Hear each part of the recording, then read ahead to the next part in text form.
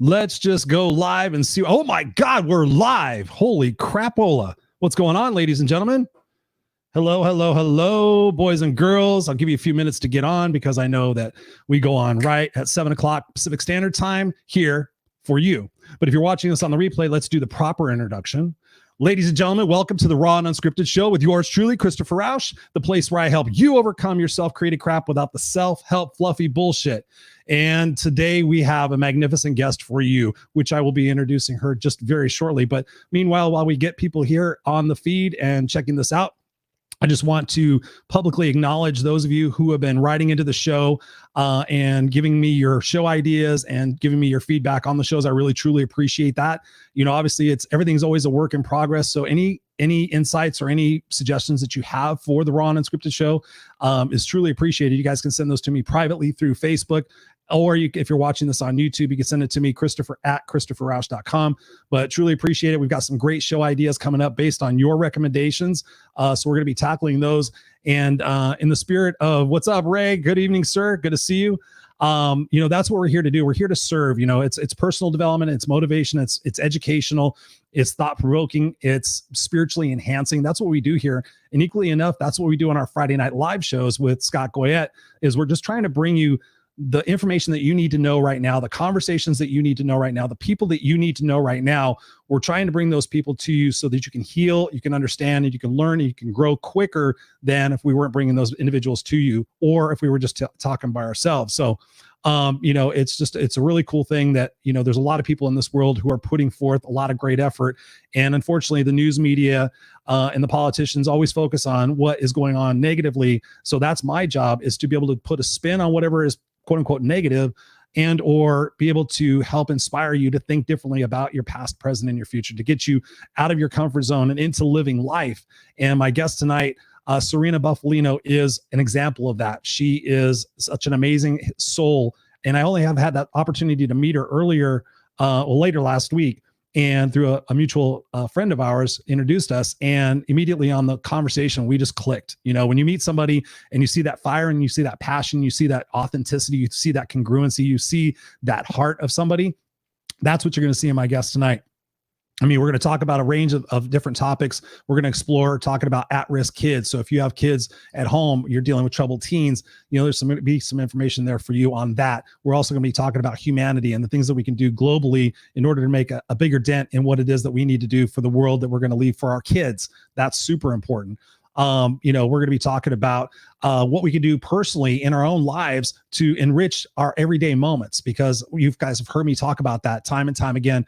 The moments are all we have. And so when you string those moments together, and if you're in those moments, when you're in those moments, that's what makes a kick-ass life. That's what makes a beautiful life. That's where you can lay your head on the pillow at night and think, you know what, I really enjoyed this day. You know, it had ups and downs, but through it all, I enjoyed the moments of this day because I was present. I wasn't thinking about my past. I wasn't thinking about the future I can't control. I was actually in the moments with my kids, with my friends, with my husband, with my wife, whoever it might be. You know, we're going to be talking about that as well, because the purpose of this show is to be bringing, Serena's amazing. I know. Good evening, Larry. Good evening, Cindy. Good to see you guys. So without any further ado, please help me in welcoming to the show, to the Raw and Unscripted Show, Serena Bufalino. Serena, how are you doing tonight?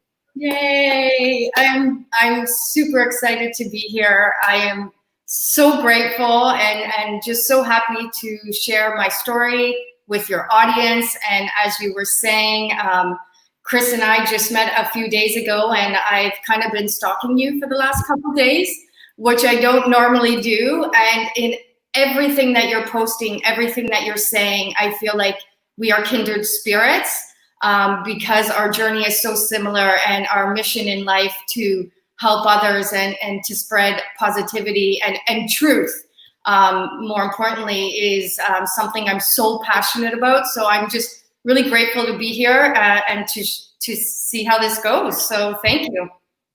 You are most welcome. It's not uncommon for me to have stalkers, so it's okay. Just as long as, you know, it wasn't anything super creepy, like you sat out in front of my house or something like that. But no, That's totally understandable. And I appreciate that. Thank you. It's been a journey for me to be this congruent, to be this authentic, to just be me, but have that central message in my heart of what it is that I want to accomplish while I'm here. So thank you for that. I really appreciate it, because it all comes from the heart. And, that's what I'm so proud of. And that's what I appreciate about you. Just in those few minutes we talked, it was like, okay, I don't want to talk anymore, because I want to get this out here on the show and have that excitement and have that adventure with you. So thank you so much. So what were you're in Toronto, Canada, right? Yes, I am. Okay, awesome. Because I've been talking to people all over the world and just talking about, at the time of this taping right now, we're going through COVID-19. We've been going through it since March, and it is now June 23rd, I believe, as of this taping, June 23rd, 2020. So obviously that has been a worldwide situation that has brought, I think, many of us closer together, because in at least in our lifetime, it's been one of the few moments where we've all collectively, as a whole human race, have been going through the COVID situation. Then you add on to that, at the time of this taping, we're obviously going through the George Floyd protests, Black Lives Matter protests, and they're globally. And those global protests are igniting my heart in so many different ways, Serena, I can't even begin to tell you. But how has it been for you up in Canada? I mean, I know that's different from the United States, obviously, but has it been any different up there than it has been here in the States? Talk to us a little bit about what your experience has been over the last couple of months and what you've learned from that. Well, for me, I was in Spain when the global pandemic was announced, and then I jumped on a plane and I flew to my hometown, Hamilton, to do quarantine here. And for me, it's been a massive shift personally, because I am a doer. I'm somebody who's in the world, on the grounds, and trying to make magic happen. So for me to have to stay at home was a little bit challenging. But again, more importantly, I'm Canadian. I think I'm proud to be Canadian. I love our country. I think our Prime Minister is doing a really good job at, keeping us in check, maybe doing too much of a good job, because we're all starting to get really restless here in Canada. Only this week, we've been able to start, I think we're in phase 1 of opening up our doors and people going back out into the world. But I mean, over the course of the last couple months, I think I am at an advantage to most of the population, because I have spent so much of my life in third world countries, in developing countries, or in some of the most at-risk communities in developed countries, that I am programmed to be okay in not okay situations. And that is part of, I think, my gift. I think that's organically how Help Heal Humanity was formed, was just in my day-to-day actions and interactions with serving others. It really taught me so much about myself. Right. And so that's why I always say, in helping others, we're really helping ourselves. And that's why one of the number one medicines that I would give to people that is not being told to people is to really step outside yourself and help other people. Yes. No, that's magnificent. I mean, we were talking off camera about that very situation, that one of the greatest gifts you can give yourself is to go do something nice for somebody who's in need, and you realize you don't have it off as bad as you do. I want to go back to just something you just said, Serena, that was very interesting. You said something to the effect of that you've become programmed to be comfortable being uncomfortable, or something like that. Talk to us about what that means and how you do that, because I know for me personally, I have had the privilege of talking to a lot of people. I've been giving these free coaching calls away. So I've had the liberty of talking to a lot of people and figuring out what's going on during this crisis and trying to help them stay positive. Where does that sit for you, and what you're able to provide in from your perspective? So from a very young age, I've always kind of been around situations like severe mental health. Anybody who suffers from mental health or is close to somebody who experiences severe mental health, that is a very kind of roller coaster, scary situation. And so whether it was at home in my family, whether it was with my friends or in my community, I've always kind of wanted to have this desire to help other people. And mostly helping people means they're suffering and they're sick. And when people are suffering and sick, they're not behaving in the most appropriate way. So I, being in mental health hospitals, working in jails, working in detention centers, you often have kids lashing out at you, getting aggressive. And so I had to learn how to not react. And in learning how to not react, I had to learn to self-care. And in self-care, that's where, for me, the healing modalities of yoga and meditation have really helped to center me. And I remember there was many times where I was in very uncomfortable situations where I thought to myself, okay, this is it. This is the way I'm going to go down. And Wow. in those moments, I always say to myself, Serena, this is why you did the yoga. This is why you did all the years of meditation, so that you can just sit here and not react. Because, if you react, you're going to trigger somebody and the situation is just going to get worse and worse and worse, and conflict resolution is key. Like my friends, my family, everybody will tell you, even I come from an Italian background. Everybody screams and yells and hits and, and I always want everybody to be like calm and loving. You're the group hugger. You're the group hugger. Yeah, totally. Even my friends are like, Serena, come on, shut up. Or, I even used to say to my students, and maybe we can get to the journey of my students and how they inspired me. But I used to say to my students, there's a polite way and a correct way to be an asshole. Say that one more time. Yes, you heard me. There's a nice way to be an asshole. And I knew you would like that one because you have a little bit of a trucker's mouth like me. And I get in trouble for my trucker's mouth all the time. But you know what? It's who I am. And I have a little bit of a potty mouth. Yeah.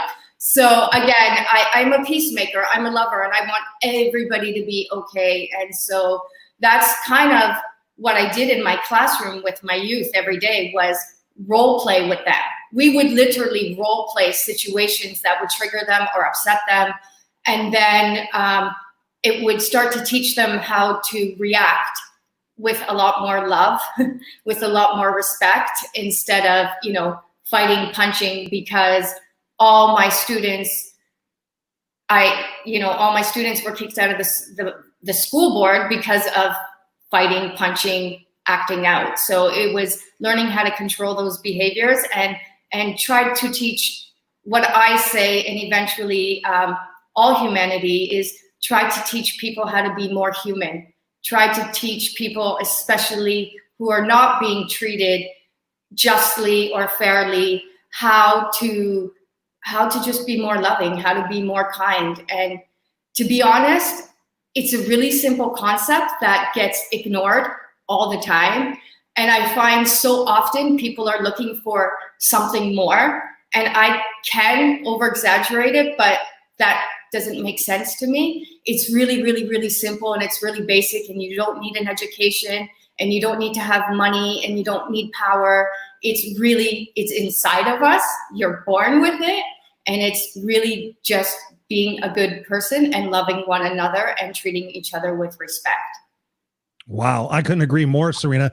But when I think about my work with at-risk kids and inner city kids, how do you teach them that? I mean, obviously they've grown up without loving parents. I mean, the hypothetical situation, it's not the ideal situation. They've grown up with, ideal parents and situations. So they've had to fight and survive and everything. How do you come at them with this love and this heart and this healing and this, hey, let's be all human, when all they've known is fighting and gangs and violence to be able to communicate their feelings? How do you get through to them on that?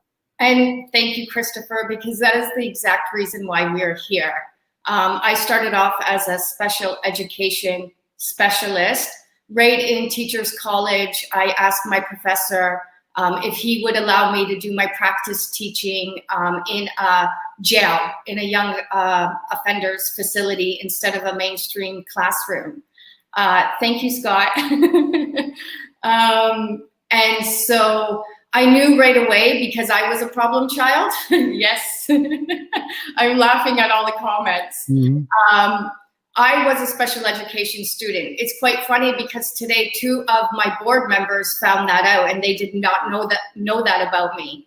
I in elementary school, I got sent to the special education classroom with the special ed kids to learn how to read because I struggled with reading.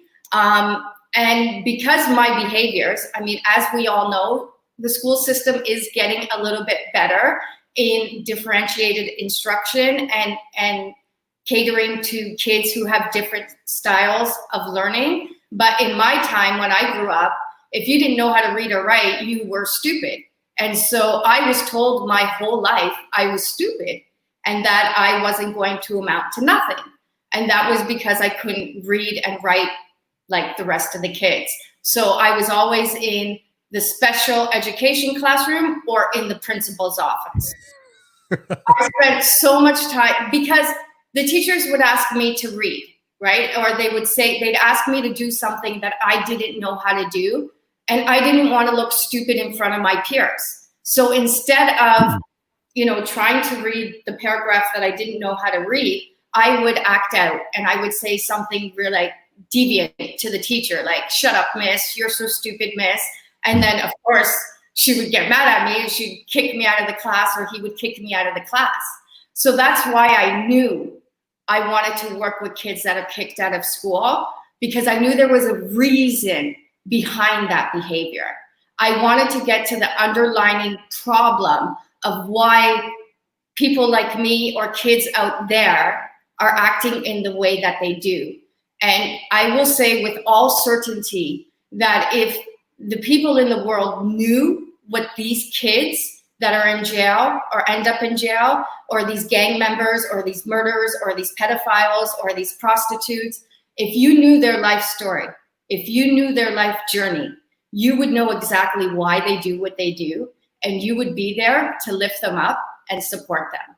And so because these children were my greatest inspiration, they are the reason why I'm here today, and inspiring me to go beyond my classroom and now into the world to, again, teach people how to be human and have a lot more love and respect for especially the marginalized people.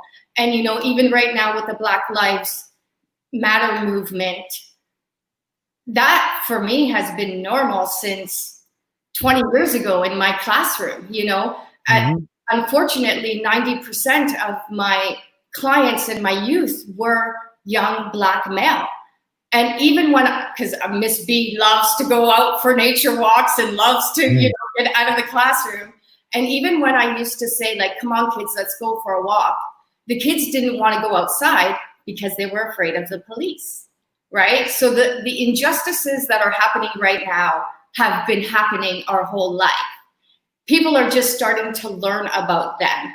And now I think is an opportunity for me to be able to share the story about the inhumanities and the injustices that are happening all over the world on a daily basis, and how the only way that that is going to change is with each and every single one of us. Stop pointing the fingers at other people. Stop blaming systems and government. Yes, that is all bad. Yes, that is all horrible. But if we start to blame and point and fight, we're just causing more anger, more aggression, more negativity. So instead, my goal in life is to have people maybe take a step back and breathe and go within themselves, and then see how they can be a better person. Because if everybody would just do one act of kindness, even on a daily basis, that alone will shift our planet and impact it in the most beautiful way. Wow. Boom. There's so many different things to jump off from what you just said, Serena. Thank you so much. You are hey Nadeem. You are a hit already, and we're only 19 minutes into it. So you got amen, sister. Scott, you're going to meet Scott Friday. Separation from oneness has gotten us here. We can return to that light, and we will. Lonnie Ross, I'm assuming that's a fan of yours. Yeah. Serena, you are so well spoken. God is using you the right way, baby. Proud of you. Love You little mama. I am enjoying listening to your voice. It's making my day. Thank you, Lonnie, for being here. And speaking of day, while I just sit here and think about this, should we just like have a little song, like just for a song, just a song to a special person, maybe? I think so. You ready to do it with me? Let's do it. Let's do it. Happy birthday to you. Happy birthday to you. Happy birthday, my beautiful sister Rosa. Happy birthday to you. Rosie, I love you and happy birthday. And you know I would have been there with you today, but of course I'm here with Chris and his audience instead. So thank you for that, Chris, and happy birthday, Rosa. Happy birthday, Rosa. Sorry about that. We would have rescheduled it, but happy birthday. So you just got a shout out here for that. Yeah, what you just said, really, I mean, there's so many different jumping off points, and thinking about the Black Lives Matter and the fact of these kids being afraid to go outside. And something you really said was really important is the fact, and I say this too, when I'm dealing with somebody who has a problem with a certain group of people or a certain individual, especially with a certain individual, when I'm coaching them and they have this hate or this anger for them, this resentment for them, and it might be their parents, their teachers, somebody in their life. And I tell them just to stand back for a second. I just stand back and just think about if you walked in that person's shoes their entire life. You had the upbringing, you had the experiences, you had the opinions and the beliefs and the conditioning and the programming from all the different people and all the different influences from their religious beliefs, their cultural backgrounds, everything. Might you be the exact same person? And most people try to fight me on that because they want to argue, they want to defend their position. But the truth of the fact is that no, you would be like that person. And that's what makes us more one. That's what makes us more human beings, soul experiences, having human soul beings, having human experiences here, like Dr. Wayne Dyer says, so that has to take a lot of the anger and the hate out of it. But unfortunately it doesn't, because people see things from their myopic view. So I love how you said that. We had a question. So Scott actually asked the question, how are we going to change the education system, starting with us, starting now? And I cannot wait to do it together. Oh my goodness, Scott. This is, like I said, I did not like school at all. And so the fact that I went on to become a teacher means that I became the teacher I always wish I had, and then develop curriculum and education that would empower students. I think it begins with, for sure, life skills and social skills. Nobody on this planet, unless you go looking for it, is taught in school at a young age how to deal with their feelings, how to deal with their emotions, how to be in a successful relationship. What does a successful relationship look like? How to love yourself. Nobody even really knows how to love themselves. How do you love others, your family, your friends, your community? So for me, the most important thing is to start to educate children at a young age. And this is one of the goals for Help Heal Humanity over the next 3 to 5 years, is to be in schools all over the world, teaching kids the necessities of life. Again, I don't dismiss literacy and numeracy is important, but again, putting that back into life skills, into our day-to-day experiences. And then, like I said, teaching people, role modeling to them. The first 3 months in my classroom, I tell my students, and they love it, we are not even going to look at any textbooks. We're not going to open up a textbook. We're not going to look at that stuff. All we're going to focus on is respect, love and respect. And they're like, what do you mean, miss?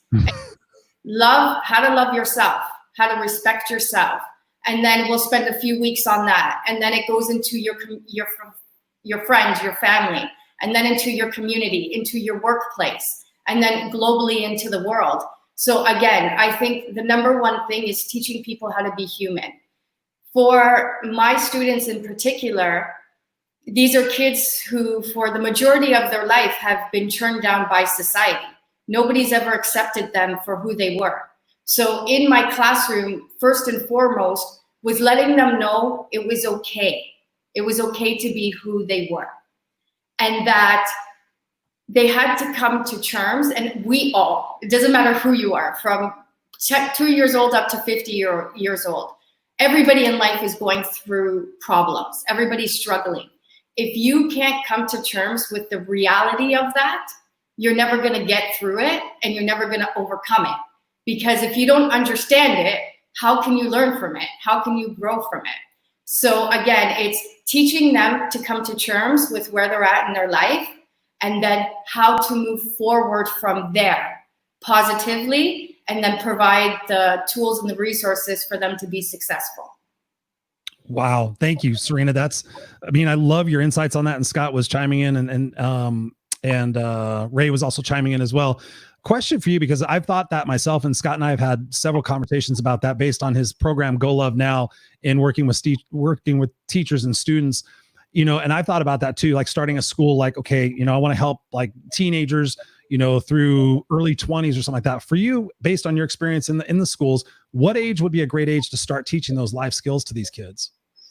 I think it should begin like right in preschool, like right away. Like, why wait? Mm-hmm. As soon as like this should become normal behavior. My students used to say to me, "Miss, nobody acts like that. Miss, why are you doing that? Or Miss, why are you talking that way?" And I'm like, that's why I'm here. That's kind of why you're here. And if you want to get out of here and reintegrate back into society, you need to learn how to do that and act that way and be that way. And it's really teaching people how to act and think and be in the world, especially when the world is not nice to them, right? And I think, you increase it, as the years go on, but I think it should start in elementary schools, and it should at least a week or 2 weeks, a unit of study where we're teaching people how to be human. Because if you think about it, that's what shapes us for the rest of our life. And for me, nobody taught me that. I had to go look for that myself, right? Or I learned by doing, I learned how to deal with a broken heart once my heart was broken, So again, it's experimental learning, and it's just being it's just being open, and nothing is easy. So the other part is it takes discipline. It takes discipline, and it takes hard work in order to be a good person.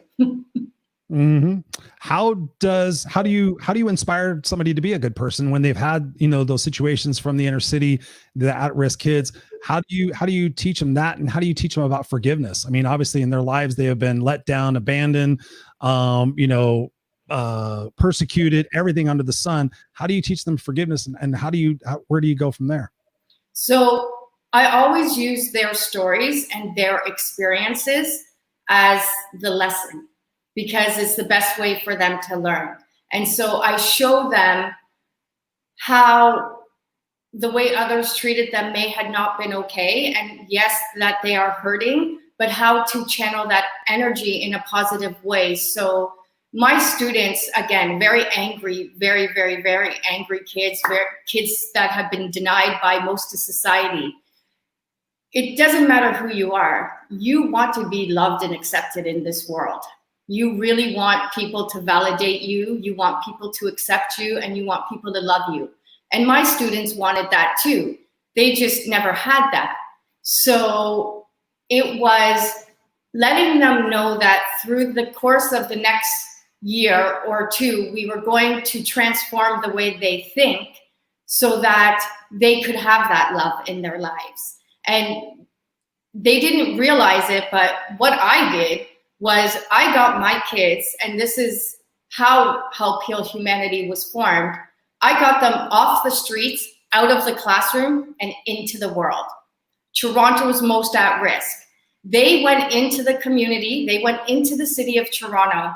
We started to feed the homeless every single Tuesday. Every single Thursday, we were at the daily food bank. My students were not only learning how to take the TTC to get to these places and learning how to move around the city, but once we got to these places like the soup kitchen, that was a full-on kitchen at the soup kitchen. And to serve the homeless daily lunch, It's like being a waitress. So my students started to learn how to make meals, how to serve people. They learned how to interact with other people, which they had never known how to do that before. And then all of a sudden, my students start to realize, oh my goodness, these people are homeless. Oh my goodness, these people have absolutely nothing. And they started to learn that I can do something to help somebody else. And you could see everything about my students shift. Their self-esteem, their posture, their behaviors, their, the way they carried themselves. Because all of a sudden, my kids, the special kids in need that nobody wanted, were out in the community doing something to help somebody else.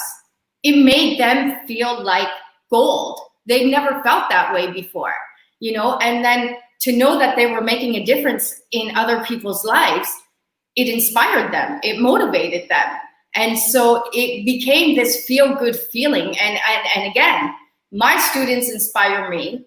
We go out into the community, we start to inspire, our local community. Again, my students and I put in more community service and hours than any other program in the Toronto area.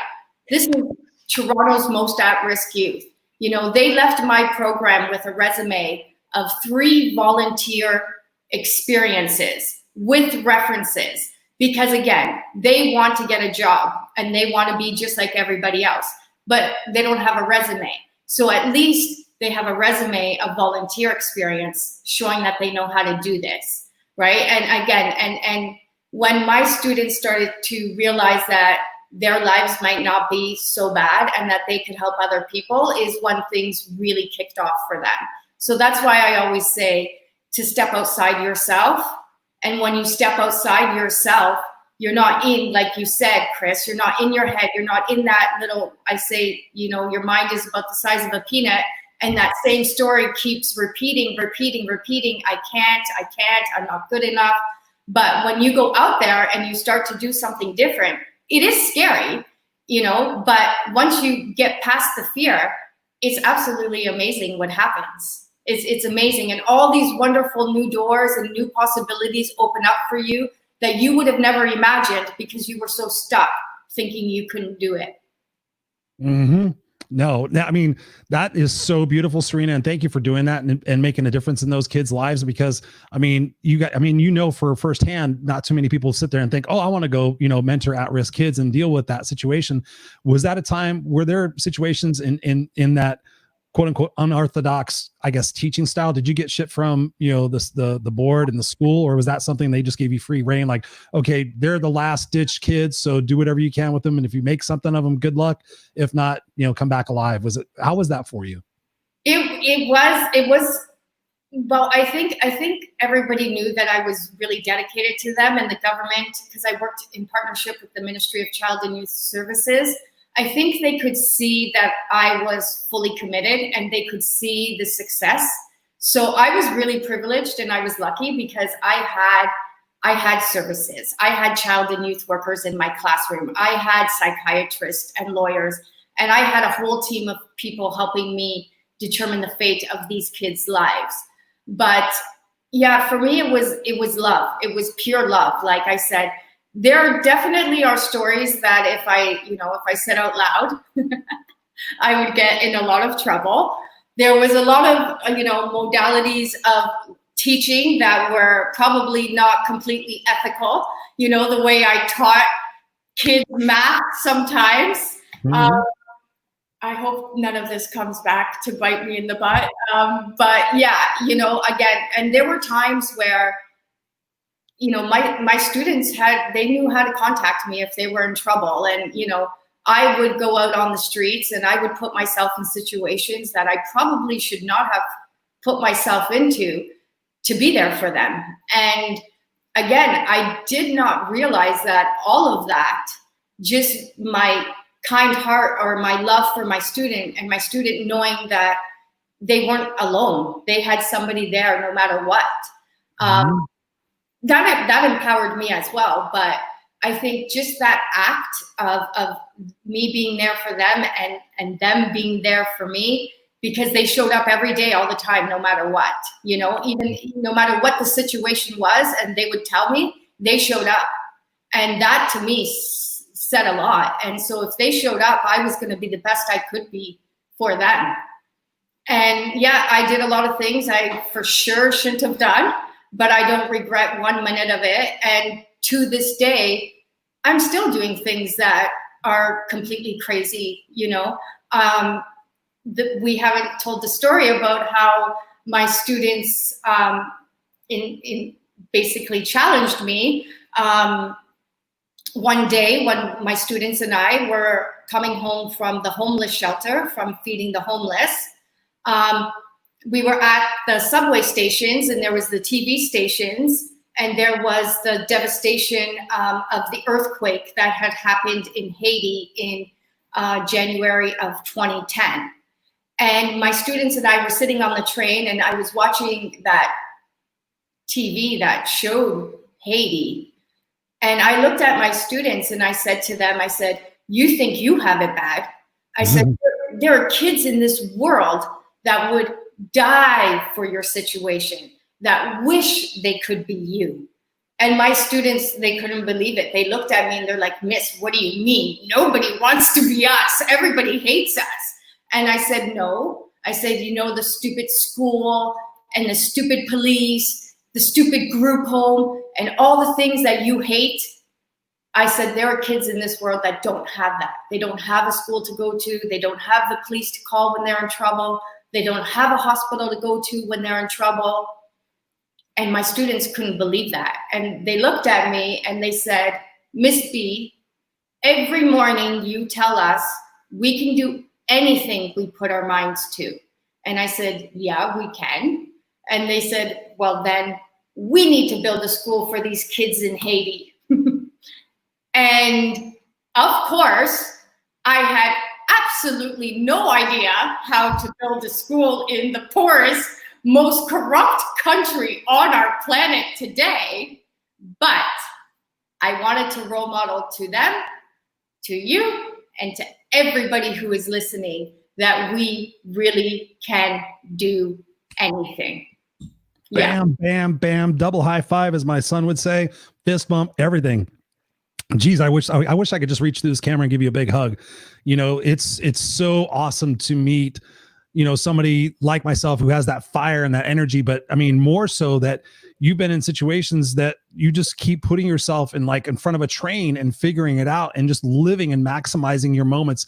I mean, that's such a testament to the things that we all should be doing in our lives, both myself and the people that are watching, is really, free falling into what it is that we're supposed to be doing and being able to, take those risks and like I say, fight for what's right and what's fair and risk for which that mattered, and and so many people are so by the book, like, well, the book says we have to do this. It's like, fuck the book. That's why I've been ever since you've been talking, I've been trying to think of the fucking movie. The teacher, she teaches inner city kids.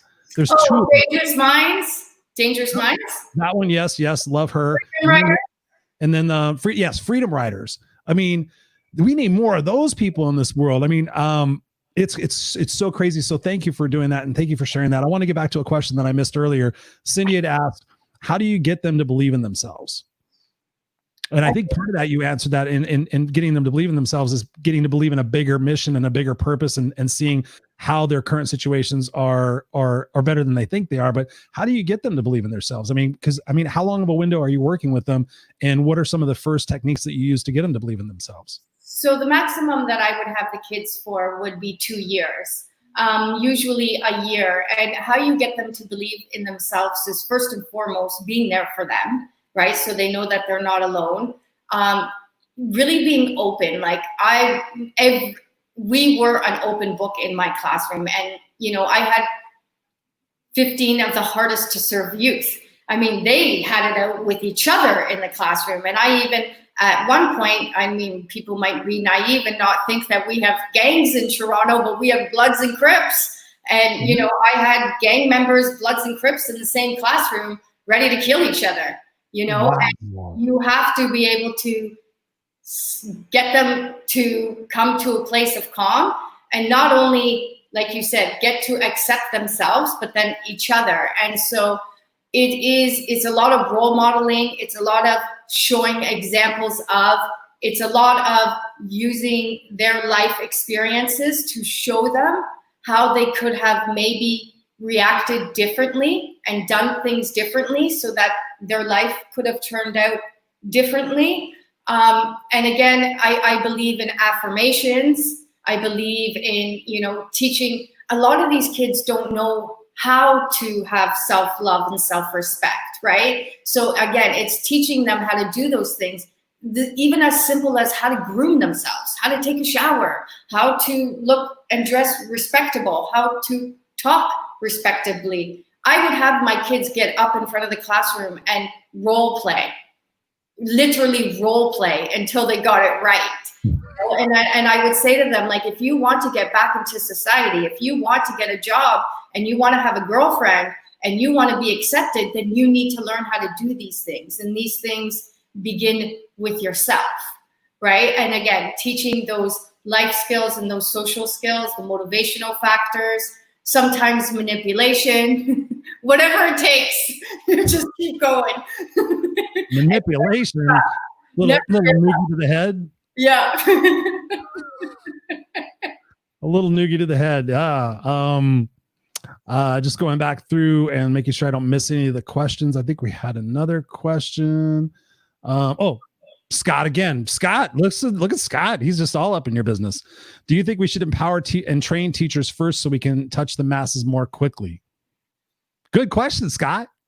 Well, yes, definitely yes. I'm a teacher. I love my colleagues. Some of the colleagues are really hard to deal with. I remember my principal telling me to become a principal because she thought that I should have been impacting more students. And I told her, there's no way I want to be a principal. I don't want to deal with the teachers. I want to deal with the kids. And so that's why I said, and I'm not intentionally trying to offend anyone, but it's so much easier to inflict positive change at a young age where the behavior hasn't been taught yet than people who are really stuck and stubborn. And a lot of people are set in their way, especially kind of old school ways, and don't want to learn and don't want to grow. And again, your life is a constant evolution of growth. Who you were 5 years ago should be completely different than the person you were 10 years ago, 15 years ago, 20 years ago. And it should be constantly changing, shifting, evolving. So yes, I think teachers first and foremost, because again, we are the role models, right? So just like parents, I think it's not only teachers, it's parents. Parents need to role model this behavior to their kids. And, everything is a taught or learned behavior. Our kids didn't end up this way for no reason. They ended up this way because of what they were surrounded with. So yeah, I think for sure teachers, but parents and all humanity. This is the thing here. It's not about just one person or one race or one age group or one culture. This is about all humanity and all of us just doing a little bit more to make the world a little bit kinder, a little bit nicer, and a lot more loving. Yes, you are an angel. I don't know about that.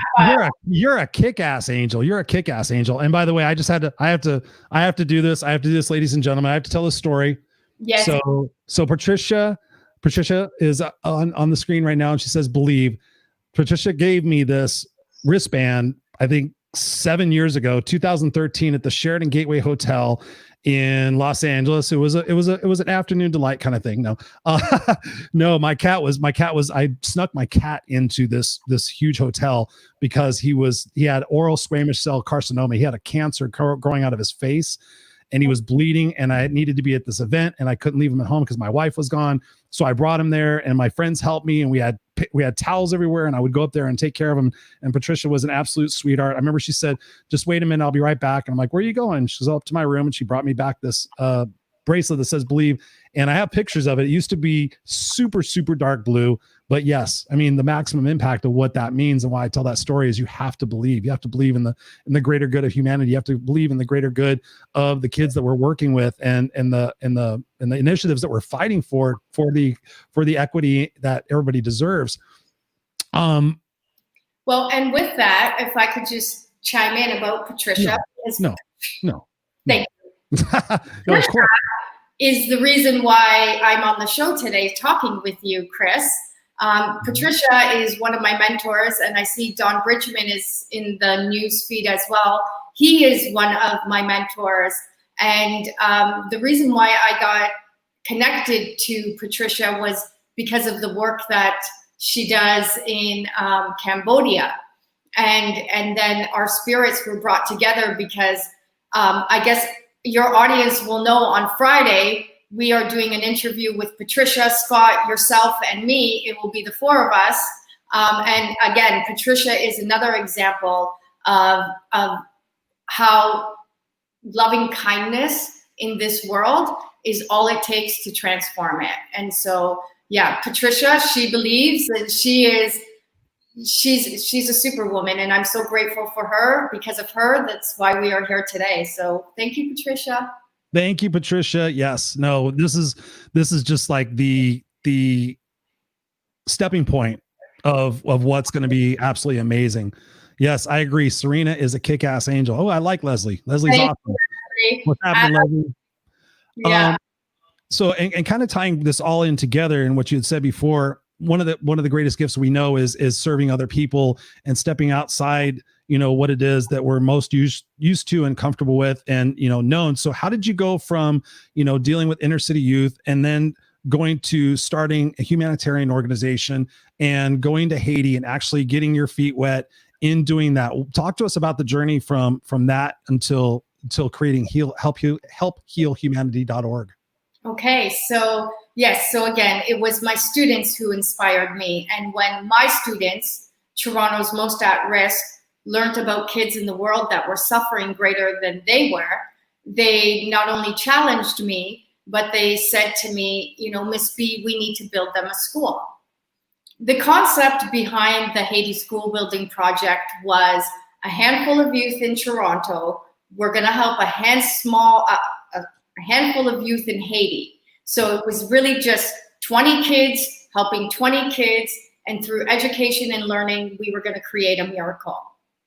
What we did was we found out through another one of my mentors, John Callahan, that we could build a school in Haiti for $20,000. So my students and I decided to start to fundraise and start to tell people about what we were doing and see if they would, give us some of their money.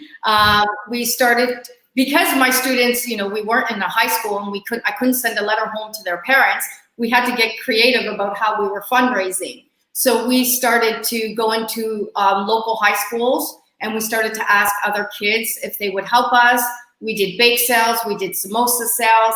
I'm a yogi, so I went to my yoga community. And at the time it was a Moksha Bloor West studio. They gave us a check for $3,500. Rick Heddle from Heddle Marine, he cut us our very first check for $5,000. And so it took a year and we raised the $20,000. My students and I were, beyond impressed with our ability to do that. And then I jumped on a plane and I flew to Haiti to build what I thought was going to be a portable style school, 4 brick walls, a tin roof, 1 teacher, 15 desks, $20,000, and 2 weeks, and we would be done. Yeah. I jumped on a plane. I arrived in Haiti. It was 8 months after the earthquake. So 8 months after the earthquake. And I've spent my life in jails, homeless shelters, women's shelters, the streets of Toronto, the streets of Australia. I've seen a lot, and nothing could have prepared me for what I saw in Haiti. Absolutely nothing. There were millions of people living in tents, like in shambles. There was still dead bodies on the streets. There was broken rebel buildings everywhere. The entire country was in chaos. And I just rolled up my sleeves and I started helping. I don't even really know what I was doing. I just knew that I had never seen anything so inhumane and so unjust in my life. And I started helping, and then I met my project partner. His name is David, and we get in the car and we drive to the top of a hill. And when I say we drive, anyone who's been to Haiti knows what that's like. 9 million people, 2-3 roads that are completely broken up. It's wild, even for me, to think that a place like that exists in the world today. It's uncalled for. And so I go up to the mountain with David, my partner, and he explains to me that all the families that have lost their homes from the earthquake are being sent to this mountain. We are literally in a mountain. There's nothing there. There's no water. There's no electricity. There's nothing. And this is where people who have nothing, have no home, just lost their family members, are being located in the middle of nowhere with nothing and told to figure it out. And so my project partner pulls out these blueprints for this school. And I go like that because it was that big. They laugh because they said my eyes popped out of my head. And I said, who is going to build that school? And he's like, you are. And I said, how much does a school like that cost? And he's like, 250,000, 300,000. And he's like, if you're going to impact a community and you're going to do something to help somebody, you need to do it right. And again, I didn't fully comprehend what I had done to even get to that point. And while I was there, what I had seen, what I had dealt with, what I had smelt, what I had heard, it made me not be able to say no. And so I said, okay, I guess we're building a big school. And that then became another major pivotal moment in my life, because I always say my students inspired me every day. My students were the reason why I woke up and did the best that I could do for them. And now I say Haiti is the reason why the charity was formed. The charity would have never been formed if my students didn't get me there, and then if I didn't see what I saw. And so now I feel like I have this social responsibility to raise my voice, to raise consciousness about what is happening in this world, and do whatever little part I can do. And like I said, Haiti should not, the way 9 million people are living right now today is disgusting. And so, yeah, I quit my job. I went from getting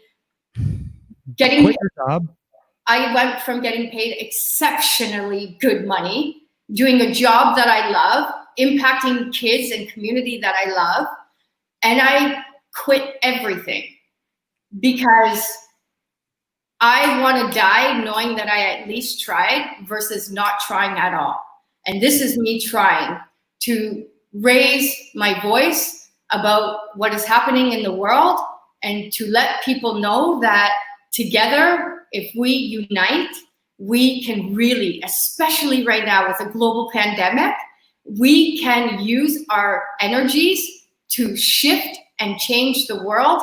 And if it doesn't happen now, it's never going to happen. So for me, I've always had a gift to be able to see the good in everything. And whenever there is a major crisis or challenge, for some reason, I seem to strive above. And I use that to motivate me to do something really good with it. So right now that I feel like our entire world is suffering, this is the time for our world, every human being, to come together and do something amazing. And so I'm not asking people to do something out of the ordinary. All I'm asking people to do is what they do on a daily basis. So for example, if you're a business owner, if you're a chiropractor and you give massages, if you're a restaurant owner and you are giving out meals, you know, if you're a business and you're selling products, if you're a gym, if you're a yoga studio, if it doesn't matter what you are in this world, you're doing something. And all I'm asking you to do is for one day, do that with the proceeds going back to humanity. So for one day, give 10% of your daily wages. If, like I said, at the end of your meal, round up to the nearest dollar. If you are a yogi, let's do a yoga class for humanity. If you're a restaurant, let's do dining for humanity. If you're an artist, let's do art for humanity. Whoever you are in this world, you've been given a gift. And what I am asking you to do is to share that gift and give it back to the world. And if we are going to heal the planet, now is the time to do it. And it begins with you. So share that gift with the world and let's make the world a much better place. Mic drop. See, mic drop, mic drop. I got to work on the guns. Wow.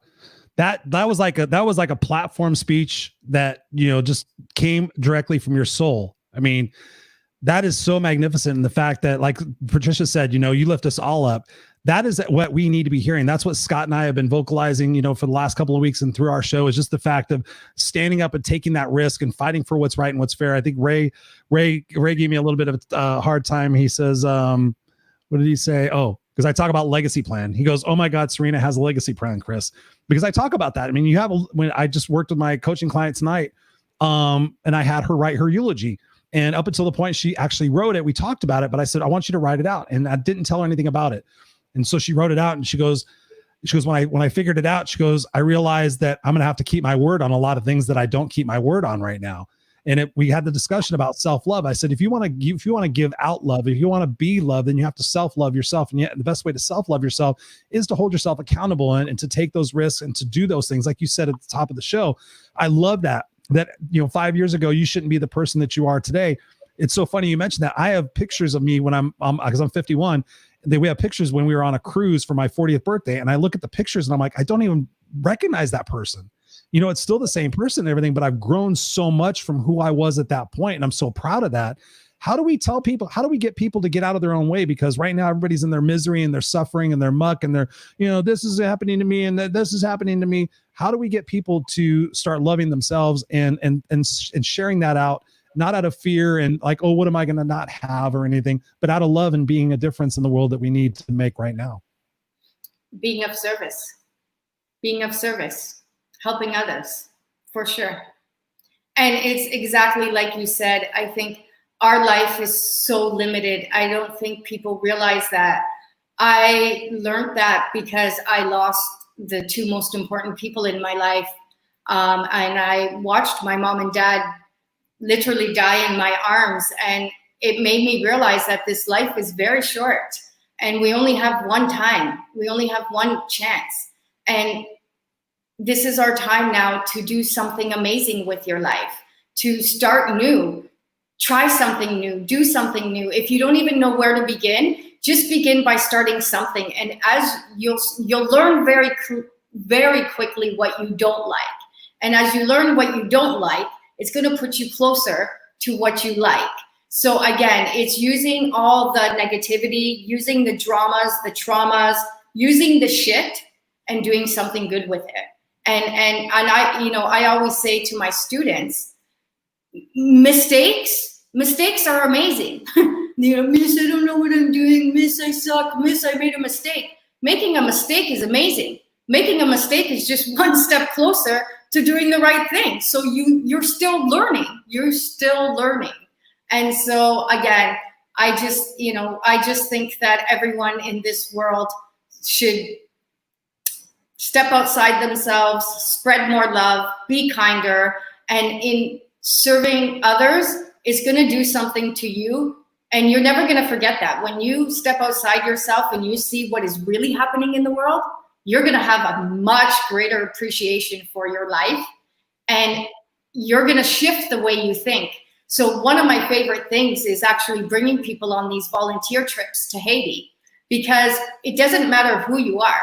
When you walk into these type, or even bringing them into, you know, the communities in the GTA that most people won't go into, the minute you start to go and see the injustices and inhumanities in the world, it's going to shift who you are as a human being, and it's going to make you a much better human being.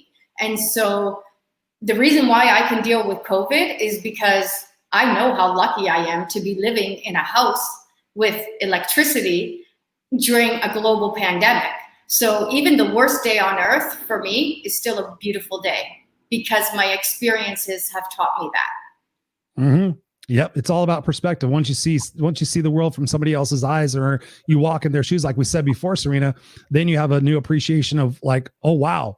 Like people sit there and bitch about their lives, and I sit there and say, and not even knowing anything about this, I know about third world countries and things of that nature. So I've used this example. I've said, did you by any chance go to a place in your house today and turn a lever on a wall and have hot fucking water stream out for as long as you want?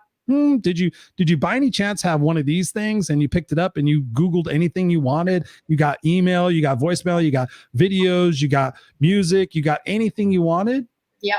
By any chance? You know, well, guess what? You're pretty fucking lucky compared to the rest of the world. And how about we kind of, you know, balance that out a little bit? And I think that's what the world's really saying right now is we're tired of all the politics. We're tired of all the old shenanigans and the old playbooks and, you know, all that other crap, that we need to begin solving the root cause of our problems instead of just diagnosing the symptoms and treating it that way. So where's your organization today? You talked about you went there with $20,000 and then they said, okay, no, you're going to build a school that's $250,000. What wound up happening and where is it at today? So today now, the school in Haiti is opened. It's opened up in September 2018. We did build the entire first level of the school. We have toilets. We have European tiles in the middle of what is considered one of the hardest to serve communities on our planet. So we did it right. Like we went full out. We did the best that we can. The school is open. It's operating. In its first year, it had 111 kids. Last year, it had 121 kids.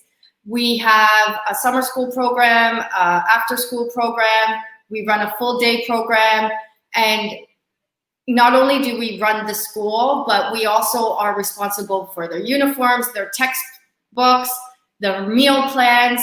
And again, once you see the way these kids live, they don't have anything. So I ask all my friends and I ask all the community to donate their kids' clothing and give it to me and then I send it out to the community. So it's so bizarre to know that somehow my students and I, you know, created this. You know, I actually had to cry this morning because there's hundreds and thousands of people in Haiti who are impacted by the actions of my students and I, that would have never happened. But obviously with the support of all there's hundreds of people all over the world who are supporting me. So without the support of people, you know, believing in the charity and believing in the work we're doing, I cannot do it.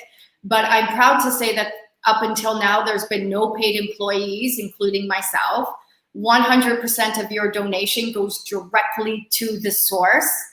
No money is ever sent to Haiti unless I am on the ground overseeing those dollars. So at one point, I pretty much lived in Haiti for 3 years. So our Haiti school building project is up and running. We have plans to build a second school in Haiti. And then I'd like to move over to Kenya and start a project there with one of my friends who runs a charity. So we are up, we're running, we're registered in Canada, in the USA, and our plans are to grow and to impact the world. And really, truly, honestly, if every human being who's watching this goes to our website, there is something there for you. And together, really using who you are as a human, using your gifts, your talents, your resources to literally help heal humanity. A decade of work and your dreams become a reality. Unbelievable. Yes. Great, wise words, Dawn. Thank you so much. Yeah. I'm like speechless because I sit there and I think, Serena, honestly, I'm speechless because of the fact I talk to so many people in my coaching profession, and it just blows my mind how many of them are sitting idle. They're in jobs they hate. They're in relationships they hate. They're in friendships they hate. They're in churches they hate. They're in all this stuff. And then here you are. You're this amazing individual who said when you were a kid, no, I'm going to go back and I'm going to figure out what the problem is with these special needs kids. I'm going to put myself in harm's way. I'm going to put myself right in the middle of Bloods and Crips. And for you guys out there who don't know what those are two huge rival gangs that will kill each other based on the color of bandana that they're wearing. Trust me, I found that out. Blue and red bandanas when I was a young kid. Yeah, I could tell you a few stories. Going from that, doing all that, sacrificing yourself, putting yourself in harm's way, bucking the system, doing unconventional teaching methods, to starting a nonprofit organization and delivering massive hope and future to a country that is otherwise forgotten and discarded is just absolutely amazing that you've done that. And there's so many people out there who are living in fear, living in scarcity, the what ifs, what if it doesn't work? What do you say to all those people that are watching right now that are just like, wow, it must be great to be her. And, she doesn't have any responsibilities. What do you say to all the people that are out there, having a pity party for themselves when they could be a part of the solution and making the world a better place? Discipline, a lot of self-discipline. I mean, I've never given up.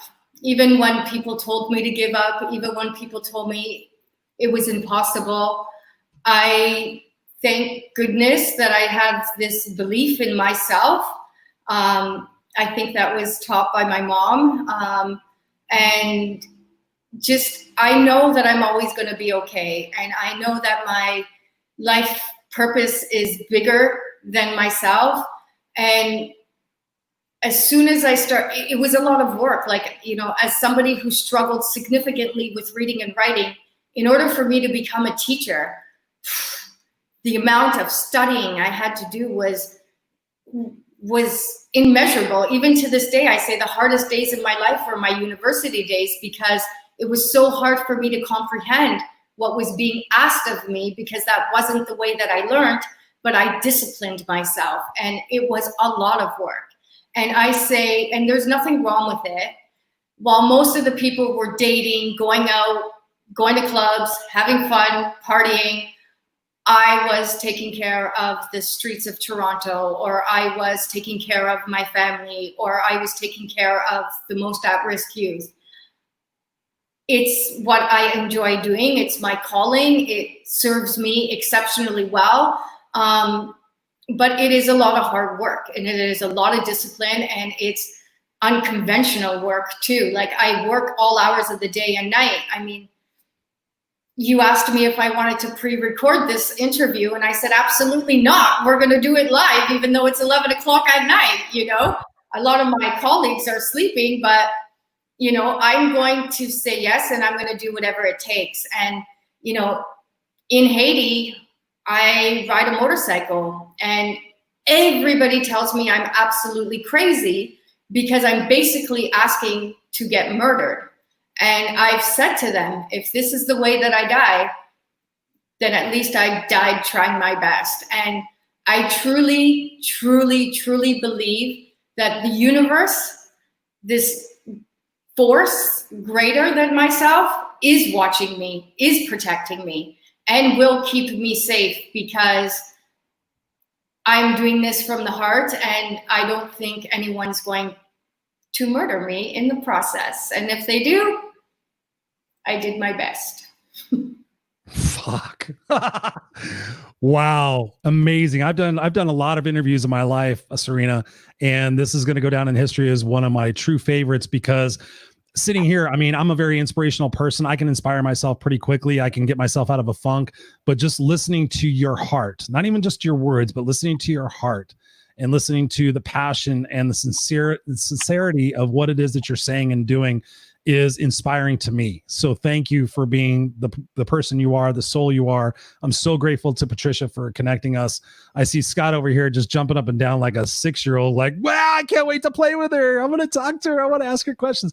And that's such a great thing because I feed off of what Scott says. I mean, Scott's program with Go Love Now and Healing Humanity and my love for the kids as well. I mean, that just all blossoms out. And the fact that the people are watching this tonight and watching it on the replay for sure, I really, truly hope you guys get something out of this and listening to Serena's words and listening to her story and the risks that she takes and the honest, I'm trying to word inhibition, I guess, just the vulnerability, the free fall that you're doing with every action that you take is so inspirational and so what the world needs to hear right now and see right now to get us out of our comfort zones, to get us out of that complacency. I just did a walk and talk on it, mediocrity, playing it safe, playing the someday game. Oh, someday when this, life is to be lived right now. And I think you're a magnificent portrayal and leader in that status of what you want to do and spreading that to Kenya and everything else. What can the viewers do tonight and today when they're watching this to support you? Obviously, go into helphealhumanity.org. We put it here in the chat a few times. It'll be in the show notes, most definitely. Donating there. I mean, are there volunteer programs? You were talking about asking for donations. Is there a place to send donations? What can everybody do as far as sharing their gift to be able to support your organization and support you most importantly? Yeah, definitely.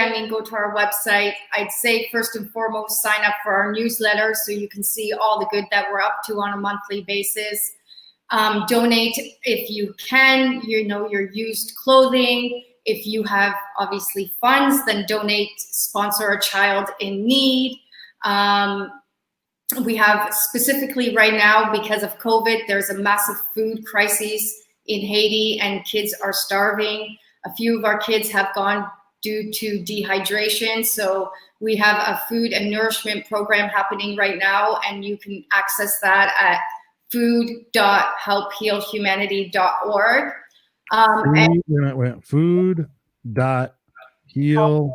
Helphealhumanity.org. And I think I do appreciate that people are listening to me and paying attention to me for what I'm trying to bring into the world. But I shouldn't be a special person, and I shouldn't be looked at or looked up to, because really all I'm doing is spreading love and being kind. And being kind should be normal human behavior for all people. And I shouldn't be something that somebody looks at as something special. So I think everybody should know that you are me. You are me. Mm-hmm. And you just start being nice, start being kinder, start giving more, start loving more. Just put yourself out there more. Every time a fear comes up, push yourself, push yourself. You live one time. Just push yourself. Like I said, I'd rather live with, screwing up, messing up, than never trying at all. So, take that step, be courageous, go and do something amazing, and then message me, tell me what you did, show me a video of what you did. We'll post it, and that's the way we're going to heal humanity. Wow. Yes. I'm just reading through here. I'm going to go back and watch this show again because I need to hear a lot of what you're saying. So Patricia says we need volunteers, sponsor kids, just do happy things every day. Of course. I will never forget when you told me if I have to die that way, I am not afraid. I am ready. You have unshakable conviction. Thank you. Yes. Unshakable conviction. I thought I had unshakable conviction.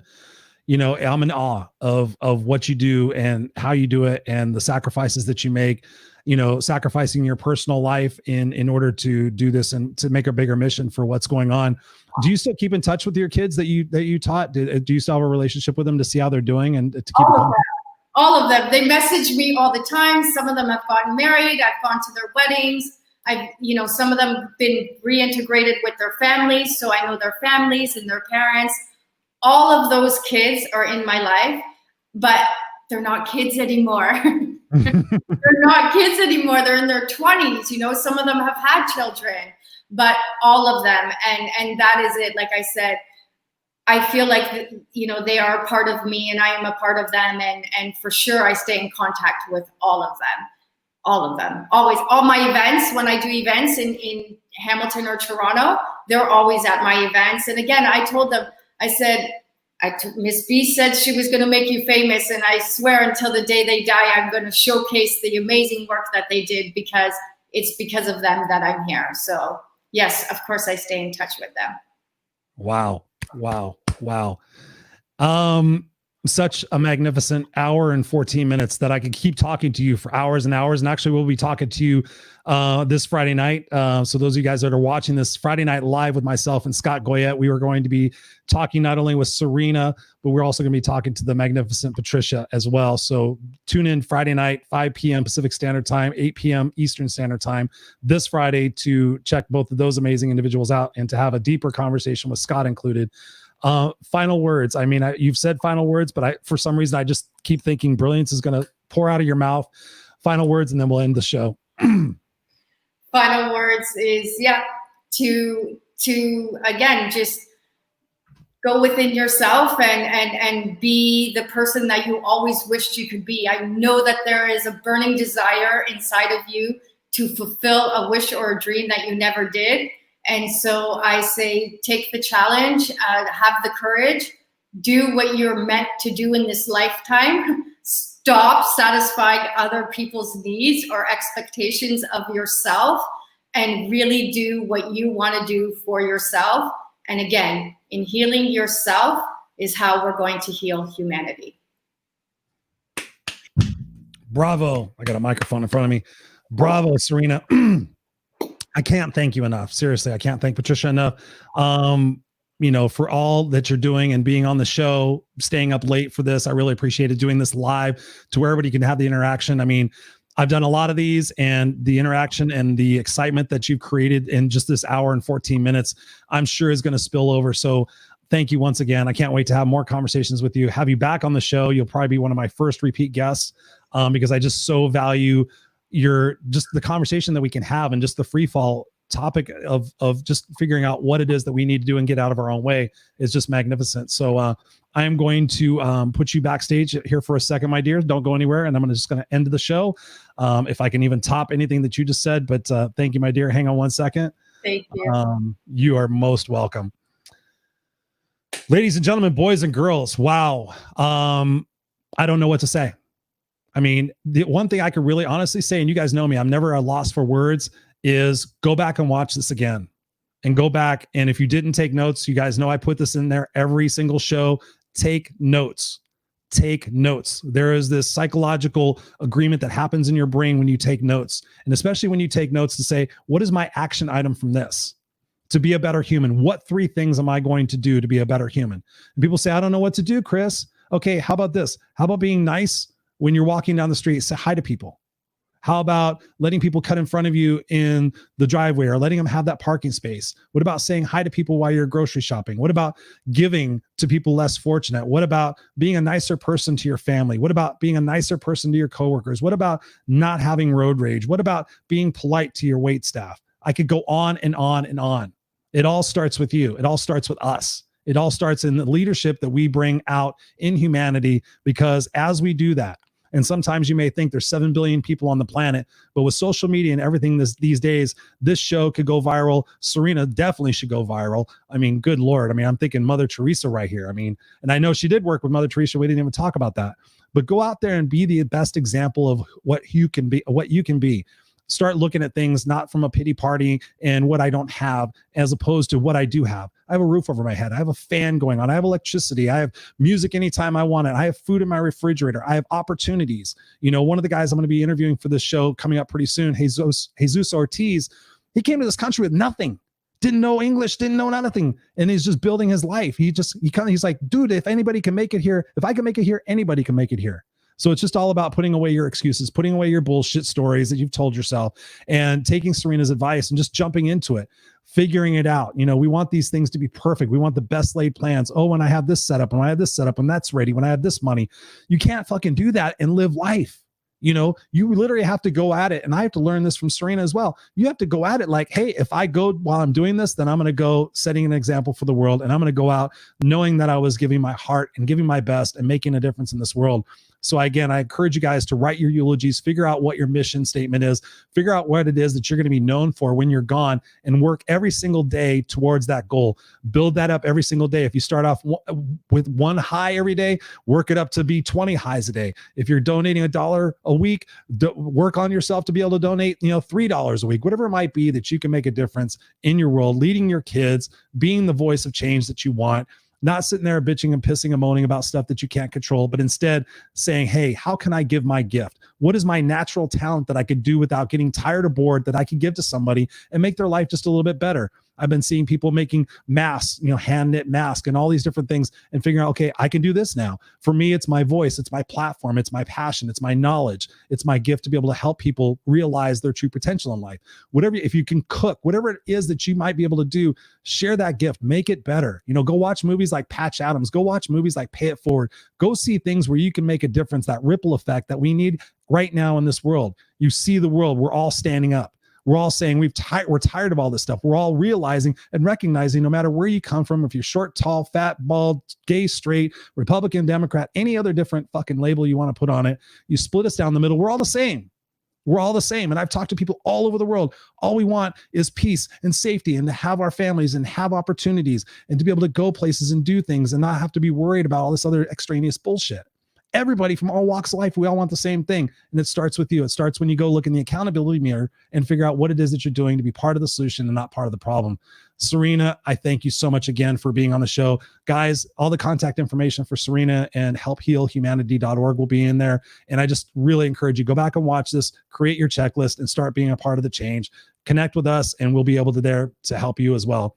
All right. Until next time, I love you guys. Thank you for tuning into the Raw and Unscripted show. You guys are phenomenal. And always, always, always remember to stay unstoppable. I love you guys. Until next week, take care and we'll see you soon.